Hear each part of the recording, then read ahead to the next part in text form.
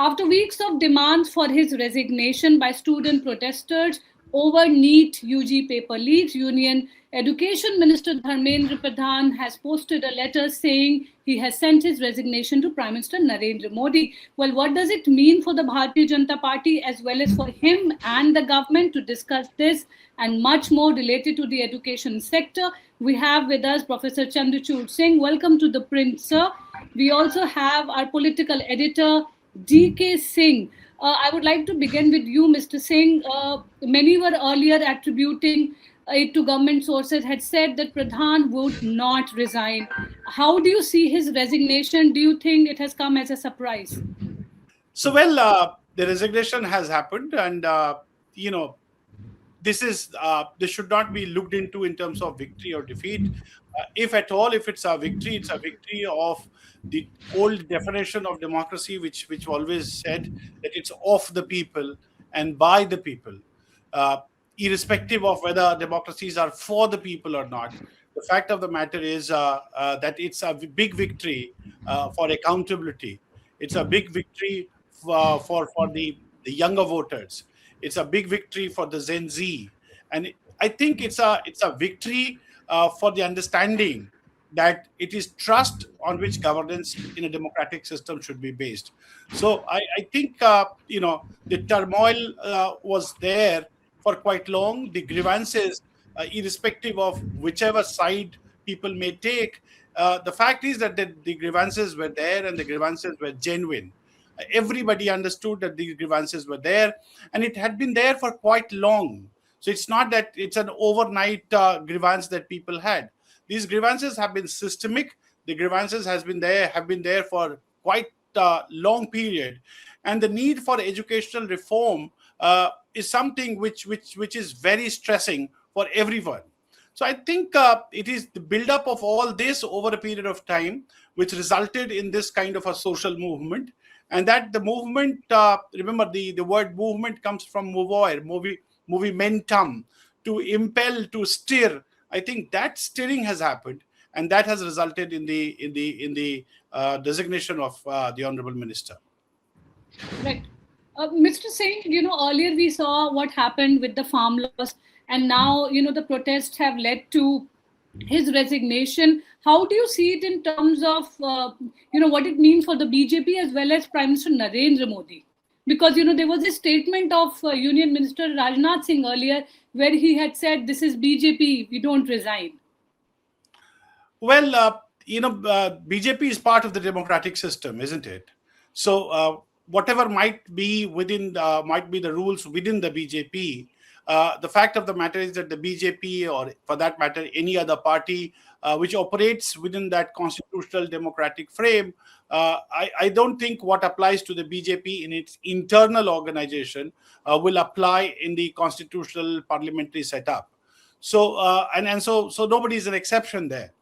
And I think that the system which requires accountability, both moral and legal, has been very strong and has had a very strong history in the country. We've seen many kind of movements, and each movement leading to successful changes is also something that we have seen. So irrespective of what somebody may have said, the fact of the matter is that the BJP, Prime Minister Modi, and everyone who participates and who is convinced of a democratic system has to go by the rules, has to go by the norms. And that is the norms because of which the minister had to resign. So I don't know, what you're basically asking me, but the fact of the matter is that this is a rule, this is a norm. There is a pressure building up, and the pressure is building up because of the genuine grievances, and the genuine grievances needs to be addressed. And if that requires, taking up the lead and taking up the moral responsibility, so be it. So that's why the resignation has happened. So I was asking Mr. Singh that if you look at this entire episode, the protest that took place, the paper leak that happened, do you think the way we handle this entire situation, how do you look at that? Because within the RSS and within the BJP, many felt that the role of the media cell, for instance, Ratan Shada pointed it out, an RSS ideologue, or the IT cell was not up to the mark, and they are sort of far removed from the ground realities. Well, I don't know about what people said and who is to be responsible. I look at it from a very different point of view.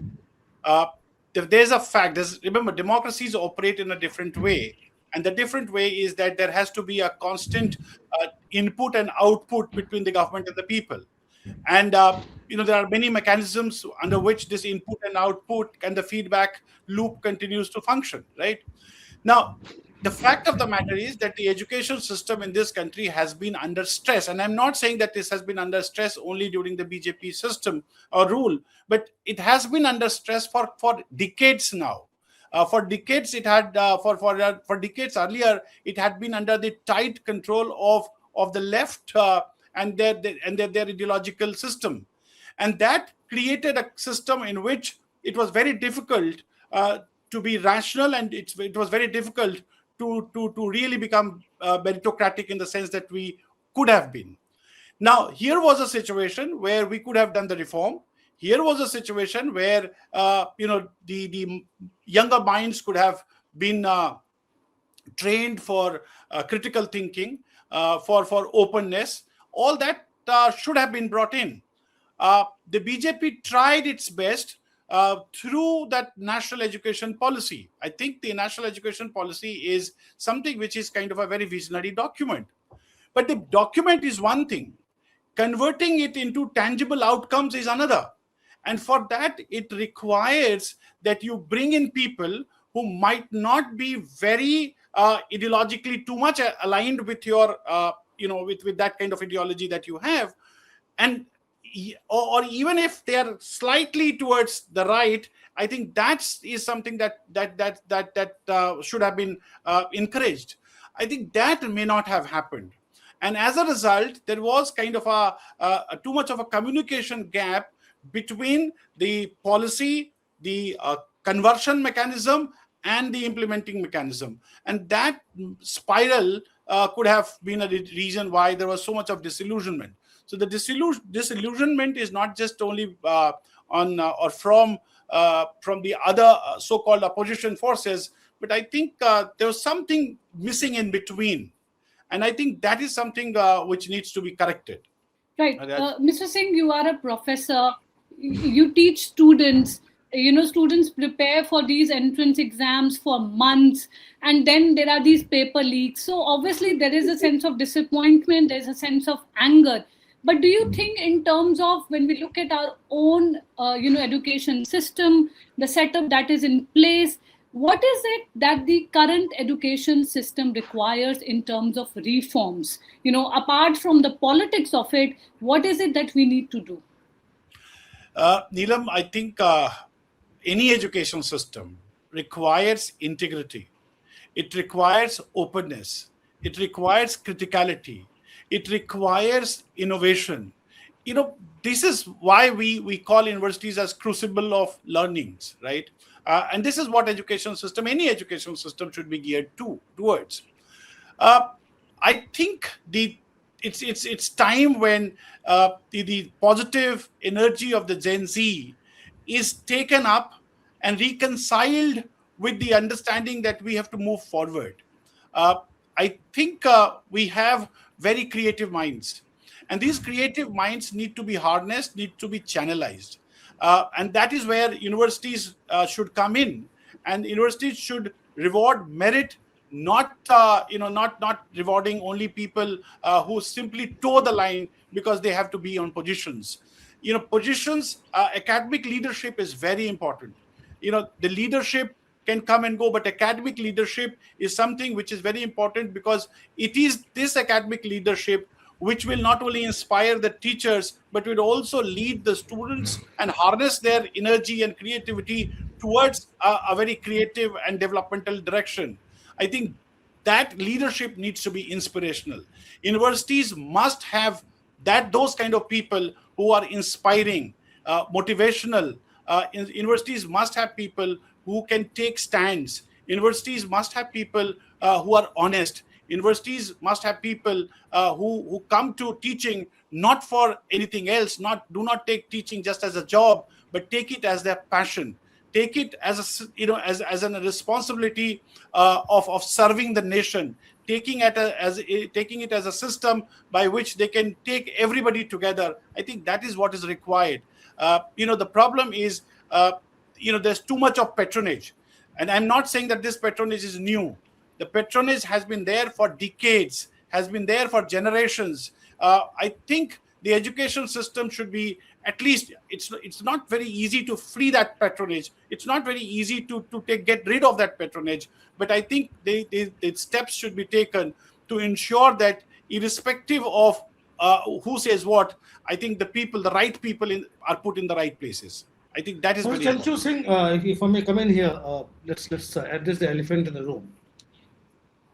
Talking about Cockroach Janata Party, these young students coming out protesting, Dharmendra Pradhan's resignation, fine, that was one of their core demands, or the core demand actually.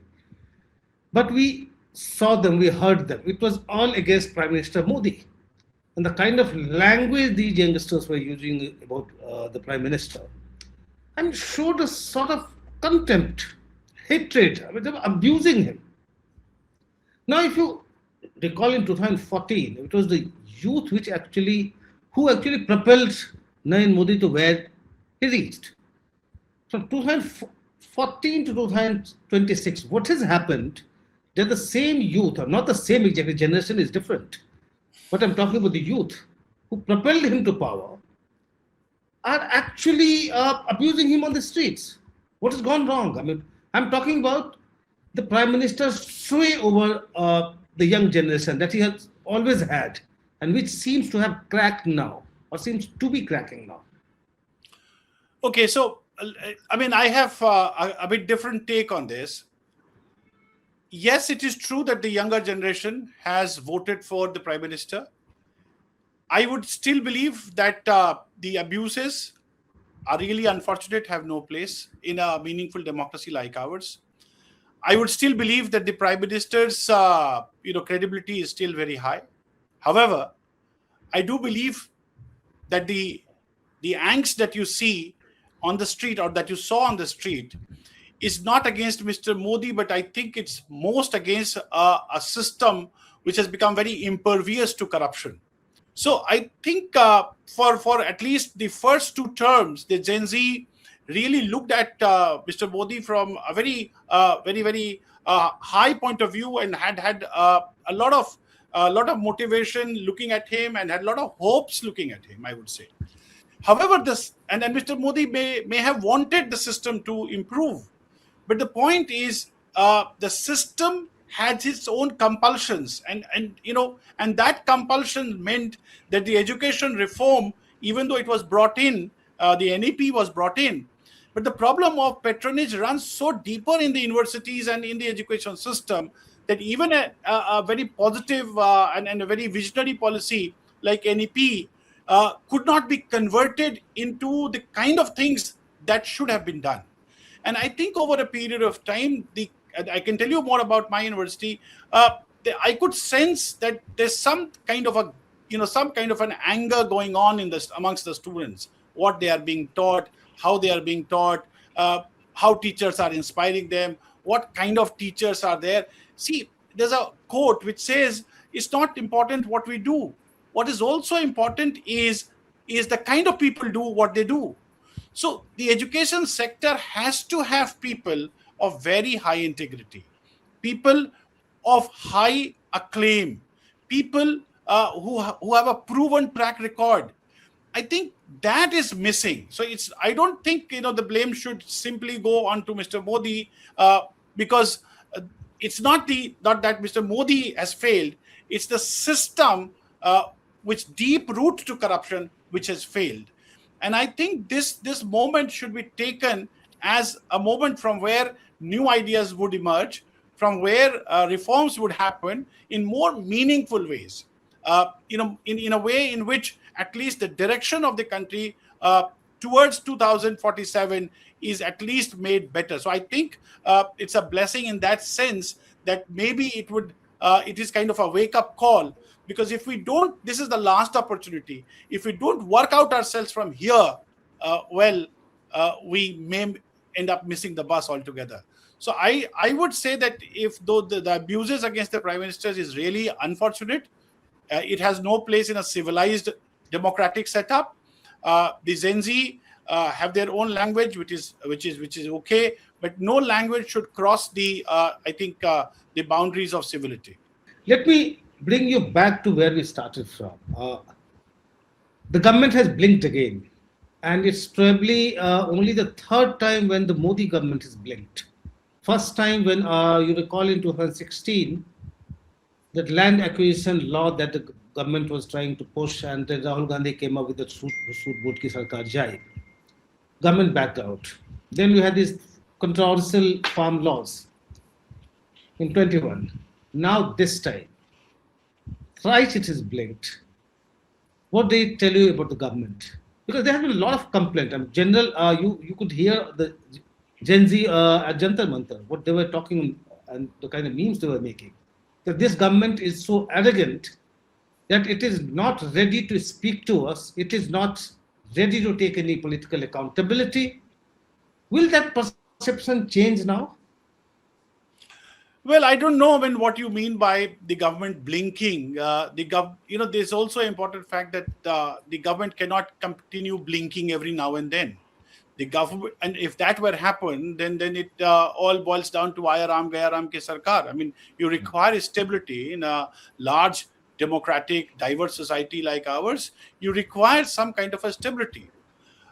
Yes, I would understand that if there are demands, and if the demands are really stronger, the governments have to be paving way for acceptance of those demands.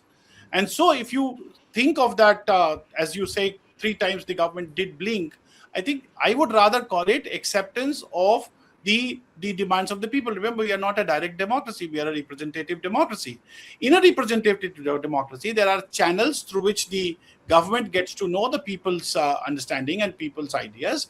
At times, it also requires the people to really take it up upon themselves. Remember, democracies have to be deliberative, have to be participatory, and have to be involving people, right? Now, most of the times, these are the channels which do it.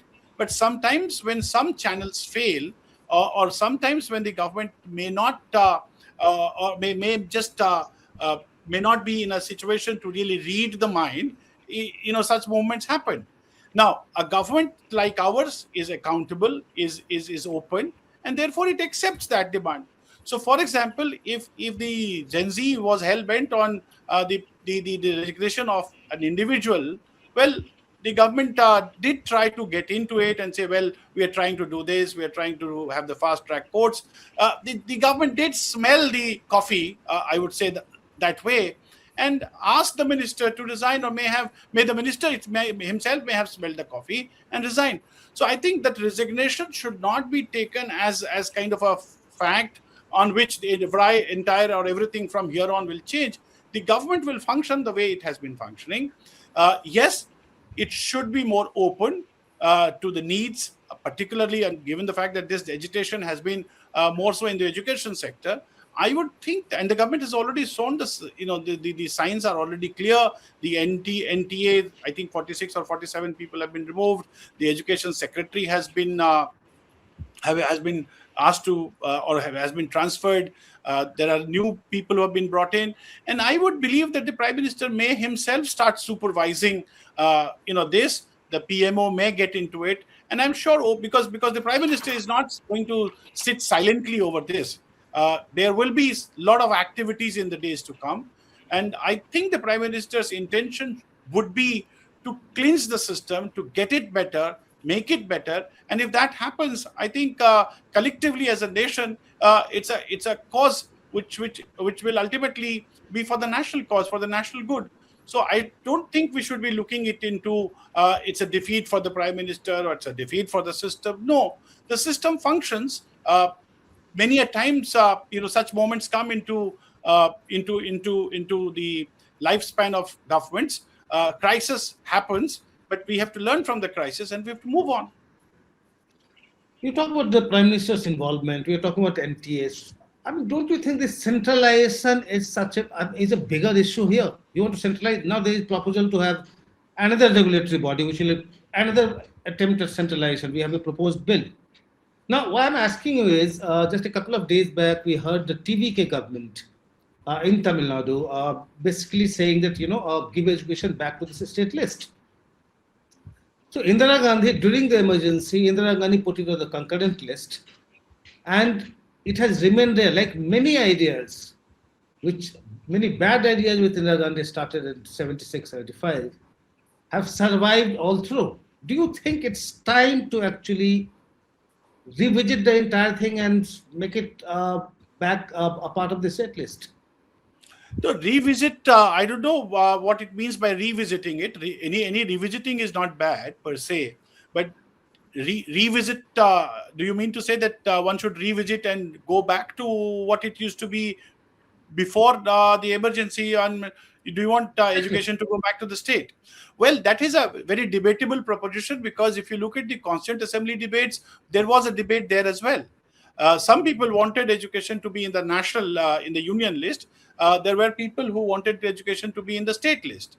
And remember, this Constituent Assembly was full of the Congress members themselves, and the Congress members themselves thought about it, and they were not on one page. Ultimately, given the diversity and the requirements of the country at that point in time, it was left to the states. But over a period of time, remember, as India moves into the orbit of nations, which are fastest growing in the terms of not just the GDP, but also in terms of stature and eminence and repute, I think there has to be a policy of uniformity, or else some states will do very well and the others will fall behind. So you need to have kind of an approach where some freedom is with the states, but there has to be some kind of an overarching national understanding of education. You cannot have education only being left over to the factor of ethnicity, which is important.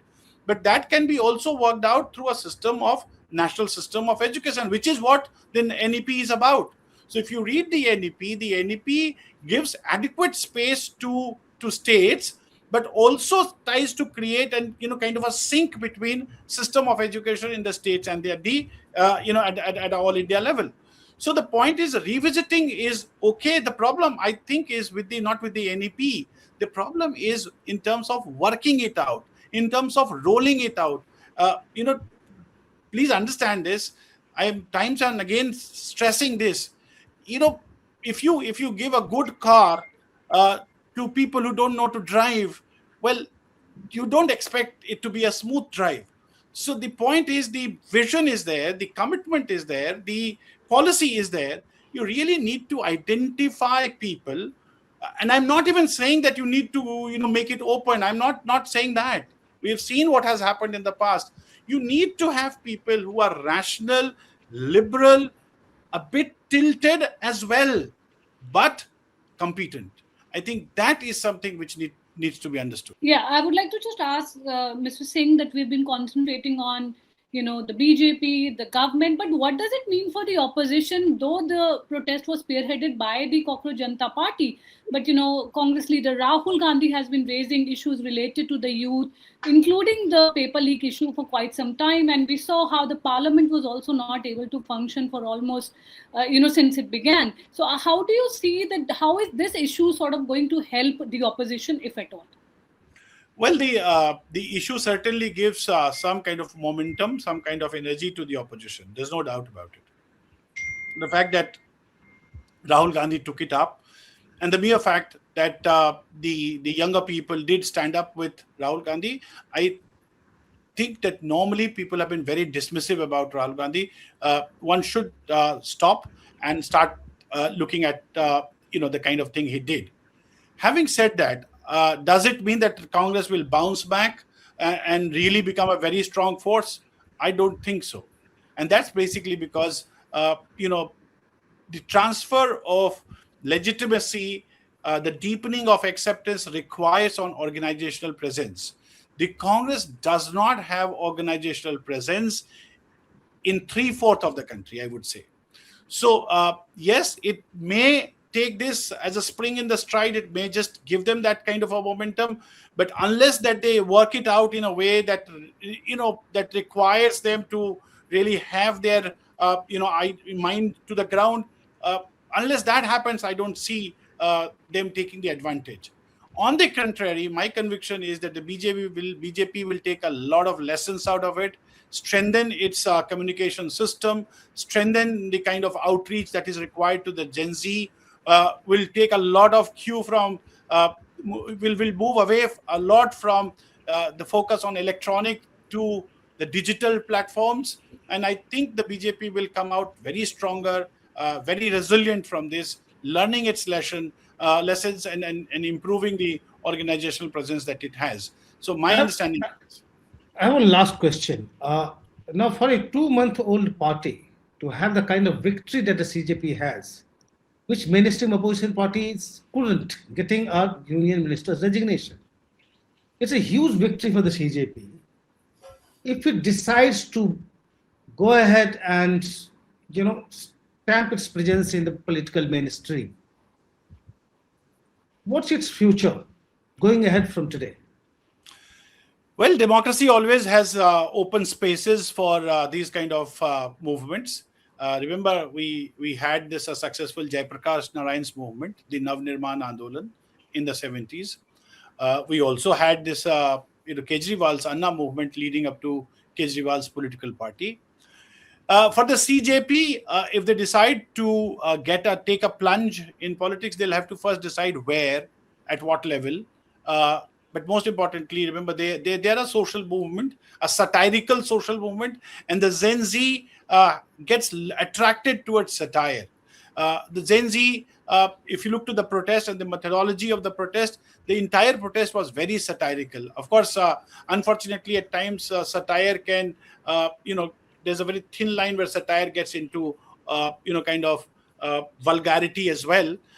So that is there. But the CJP to get into political realms will require reorganizing itself, will require to, first of all, this is my personal understanding, change the name itself.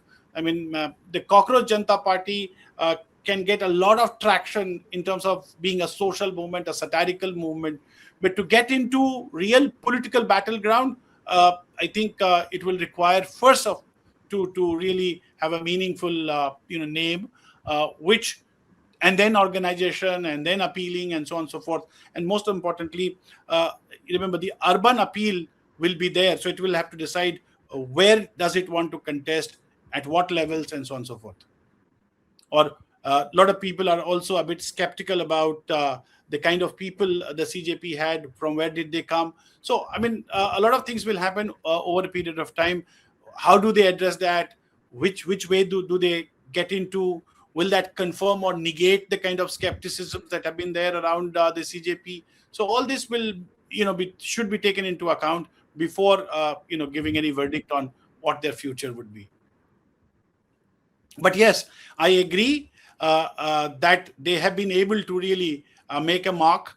Dharmendra Pradhan's resignation is not an easy thing.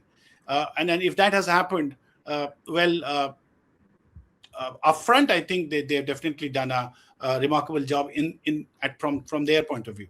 Thank you so much, Mr. Singh, for joining in and for sharing your insight. Thank you so much, DK sir, for joining in too. We will keep you updated with the latest developments as they unfold throughout the day. So please do keep watching the Print YouTube.